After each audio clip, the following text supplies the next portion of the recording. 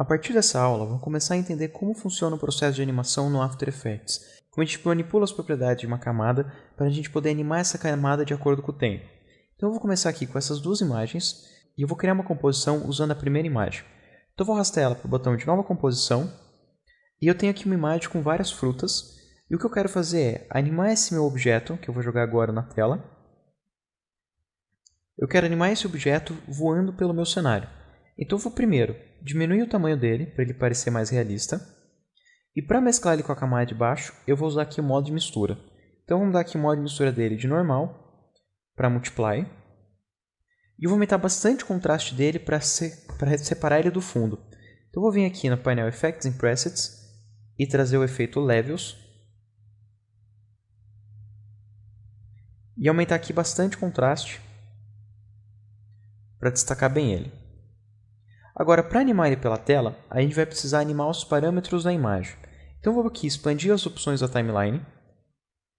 E os parâmetros dessa camada vão estar dentro da camada. Então, se eu abrir aqui o triângulo do lado do nome da camada, eu consigo ver que eu já tenho duas categorias para animar. A primeira categoria, Efeitos, traz o efeito que eu apliquei ali em cima, o que está em Effects Control, que é o efeito Levels. Se eu expandir então essa categoria, eu tenho aqui o Levels. Se eu expandir novamente, eu tenho as opções de animação que eu encontro aqui em cima no painel Levels. Então eu tenho aqui o Histogram, Clip Black e Clip White, que são as opções que eu tenho aqui embaixo, Clip Black e Clip White. Se eu fechar aqui a opção de efeitos, eu consigo ver aqui embaixo que eu tenho a opção Transform. Essa opção Transform ela vem com todas as camadas de imagem, independente de eu já ter aplicado efeito ou não. Então se eu abrir aqui a camada Frutas, eu também tenho uma categoria Transform. Eu vou fechar aqui o da Frutas e abrir o da Mosca.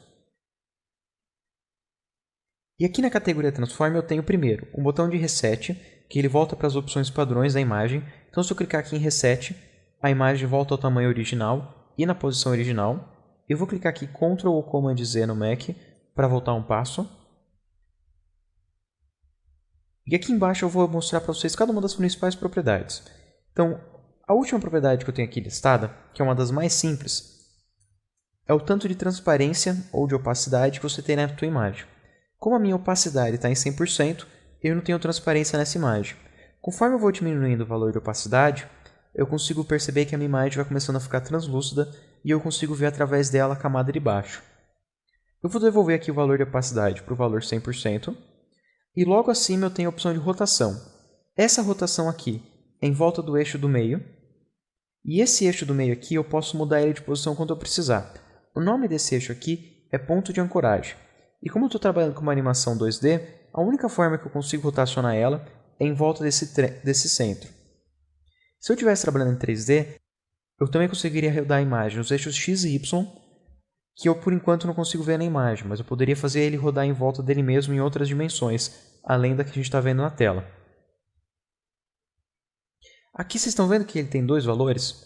O primeiro valor é o número de voltas e o segundo valor é o número de graus. Então conforme você vai mudando os graus, quando você dá uma volta completa, automaticamente ele muda o número de voltas.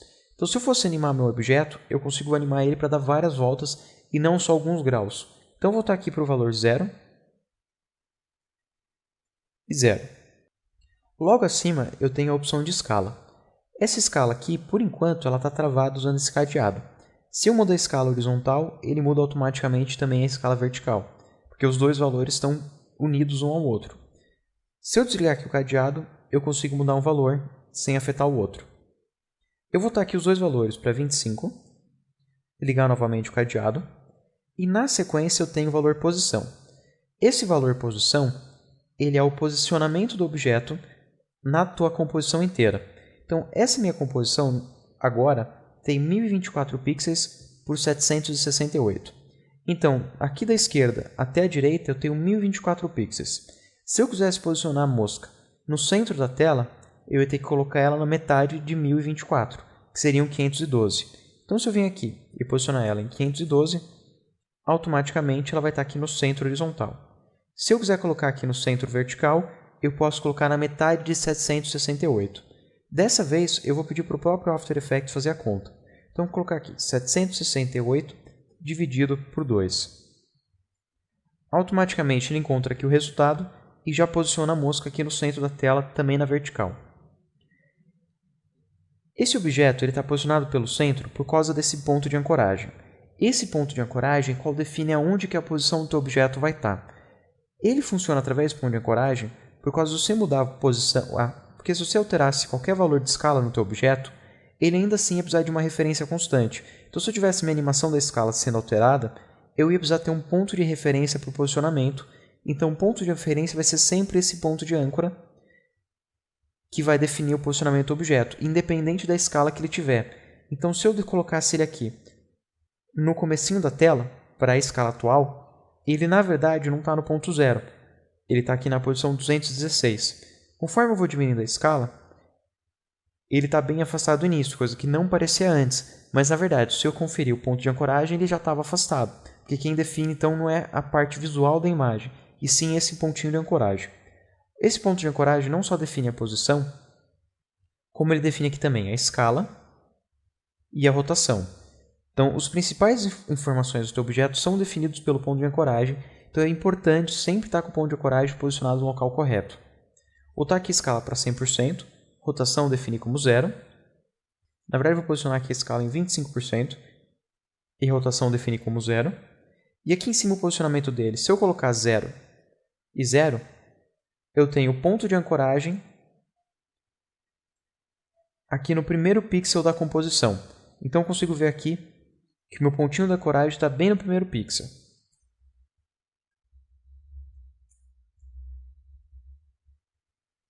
Se eu mover aqui o meu objeto, automaticamente eu vejo que o valor de posição vai alterando. Eu vou posicionar ele aqui em cima da pera, e o último valor que eu tenho aqui é o próprio ponto de ancoragem. Então, se eu altero esse ponto de ancoragem, na verdade, a gente consegue ver que ele não sai da posição que ele está na tela. Por causa que a posição que o ponto de ancoragem está é definido pelo valor que está abaixo, pelo valor de posição. Então, conforme eu vou alterando aqui a ancoragem, eu estou trocando a ancoragem em relação ao layer, então é em relação à mosca. A posição dela em relação à composição é definido pelo valor abaixo, então é constante. Ele está sempre posicionado nesse valor da composição. E é o layer que se altera em relação ao ponto de ancoragem. Se eu quisesse mudar então o ponto de ancoragem sem mover a mosca de lugar, eu posso ter a ajuda aqui de uma ferramenta que é a Pan Behind Tool. Se eu selecionar a Pan Behind Tool, eu consigo pegar esse pontinho de ancoragem e mover ele de posição. Dessa vez, se eu olhar ali embaixo, eu vejo que não só o ponto de ancoragem muda de posição em relação à camada, como também o posicionamento da ancoragem muda em relação a toda a minha composição, que é o valor de baixo. Então, se eu mudo aqui o ponto de ancoragem, automaticamente esses dois valores alteram junto. Eu vou botar aqui o ponto de ancoragem para o centro da mosquinha, para o centro da mosca. Vou posicionar aqui de novo tela cheia. E a gente já viu para que serve cada um desses parâmetros. Mas e para animar esses parâmetros? Como a gente faz? É bem simples. A gente tem que acionar esses relógios e quando você aciona um relógio está dizendo que aquele parâmetro é animável. Se você não aciona o relógio, qualquer alteração que você faz dos parâmetros, ela é constante. Então, por enquanto, se eu deixar em 25, a minha mosca vai ser durante toda a minha composição 25 de escala. Se eu movo o CTI lá para frente e altero aqui a escala para 30, a mosca tem agora a escala 30 por toda a minha composição. Então, isso é fixo, é constante. Sempre que eu alterar, o último valor que eu dei vai ser o valor definitivo. Se eu quiser interpolar, se eu quiser animar entre dois valores, obrigatoriamente, então, eu preciso ligar aqui o reloginho. E assim que eu ligo o reloginho, eu já crio a primeira informação para a timeline. Então, eu dou a primeira informação de posicionamento, ou de escala, ou de rotação no meu objeto. Então, o que eu vou fazer aqui é mover o CTI para o início da composição, aqui para o tempo 0, e eu vou ligar o reloginho de posicionamento. Automaticamente, eu consigo ver que ele está habilitado. Então, se eu vir aqui e eu clicar de novo, eu estou, na verdade, desabilitando. O relógio é um botão de ligar e desligar. Então, eu vou clicar de novo, eu liguei esse parâmetro, agora é animável. Automaticamente, ele já define a primeira instância, o primeiro valor que ele possui. Então, no tempo 0, ele vai estar em 331 por 283. Aqui na esquerda, eu também vejo que eu tenho aqui um navegador. E nesse navegador, eu já tenho um keyframe inserido. Ele está marcando aqui amarelo, porque eu estou exatamente em cima de um keyframe. Se eu mover meu cursor para outro valor, eu consigo ver aqui no navegador que ele fica transparente. Então, eu não estou em cima de nenhum keyframe. Eu não tenho nenhum para navegar para a direita, mas eu consigo voltar aqui um para a esquerda. Eu vou agora vir com o meu CTI até o tempo 5 e vou mover a mosquinha para a próxima fruta. Agora eu vou mover até o tempo 10. E eu posso mover ele tanto pela tela, quanto aqui embaixo também pela composição. Então, eu vou vir aqui dessa vez, vou mudar os valores matemáticos aqui embaixo, os valores numéricos aqui embaixo. E posicionei ele na outra fruta. Automaticamente, quando eu mudo ele de posição, eu vejo aqui embaixo que eu tenho um novo keyframe.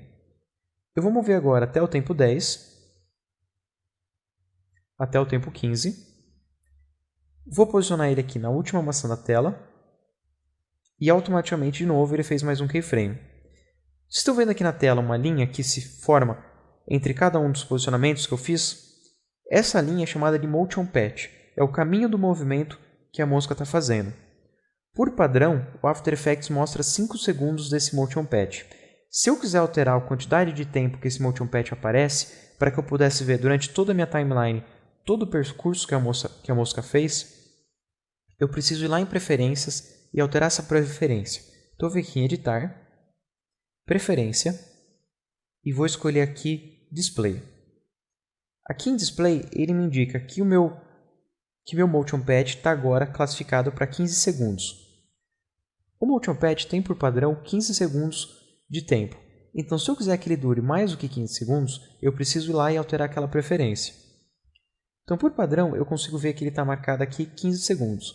Eu vou mudar ele 15 segundos para todos os keyframes, assim toda a minha animação vai aparecer na tela. Vou clicar em OK. E eu consigo ver agora aqui, os 4 pontos de ancoragem que eu fiz são esses quadrados maiores, e entre cada um dos pontos de ancoragem, o caminho que a mosca percorreu. Se eu vir aqui com o CTI no início da timeline e clicar na tecla 0, eu vou ver um preview da animação. E a gente consegue ver como a mosca está navegando aqui pela tela, bem devagar, mas ela está já viajando pela tela. Então o que eu vou fazer aqui é duas coisas. Primeiro, eu quero melhorar aqui a navegação da mosca pela tela. Eu posso alterar tanto os valores aqui embaixo, posicionando o CTI em cima de um ponto de ancoragem e alterando o posicionamento aqui no valor numérico. Como também, se eu quiser, eu posso vir aqui direto na tela e alterar qualquer um dos pontos de ancoragem, sem precisar necessariamente posicionar o CTI em cima. Então se eu venho aqui, seleciono o ponto de ancoragem e altero o posicionamento dele, eu estou alterando a navegação dessa mosca na tela. Outra forma de fazer isso também é usando a ferramenta caneta. Se eu venho aqui na ferramenta caneta e eu seleciono a opção mais ou menos, eu posso incluir novos pontos de ancoragem ou deletar pontos de ancoragem que eu já tenho. Na última opção, eu posso inserir leves curvas no meu Motion Path. Então, eu vou selecionar, na verdade, a caneta padrão. Quando eu estou em cima do meu Motion Path, ele automaticamente muda para as opções que eu posso precisar. Então, se eu venho aqui à esquerda, ele sabe que talvez eu precise arredondar o meu ponto de ancoragem. E se eu movo aqui um pouco mais para o lado, ele marca aqui o sinal de mais para inserir novo ponto de ancoragem.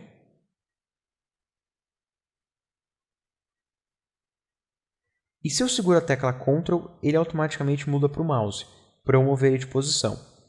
Então eu posso vir aqui, mover ele de posição, ou dar uma leve curva para a animação. Então vou segurar aqui o Ctrl também, fazer ele vir para essa fruta, e aqui com o Ctrl para essa. Agora eu vou dar uma leve curva aqui. Aqui eu também vou dar uma leve curva. Estou sempre seguindo aqui sentido horário, então eu sempre puxo aqui a curva para a direita. E nesse caso aqui eu vou puxar para a esquerda para só fechar a minha animação. Então se eu clicar agora com a tecla 0, ele faz um movimento bem mais suave, bem mais sutil. Ele está fazendo agora só um movimento curvo, naquele movimento tão mecânico e reto que ele estava fazendo antes.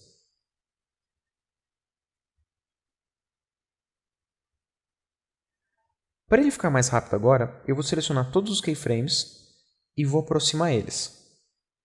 Quando eu aproximo aqui, o que eu estou fazendo é segurando a tecla Alt, ou no Mac a tecla Option. Então eu selecionei todos os keyframes e eu tenho que selecionar uma das duas extremidades e segurar o Alt, e ele diminui a velocidade de todos os keyframes de modo proporcional. Então eu vou fazer a duração agora ser um pouco menos do que 10 segundos e clicar na tecla 0 para ver o resultado final.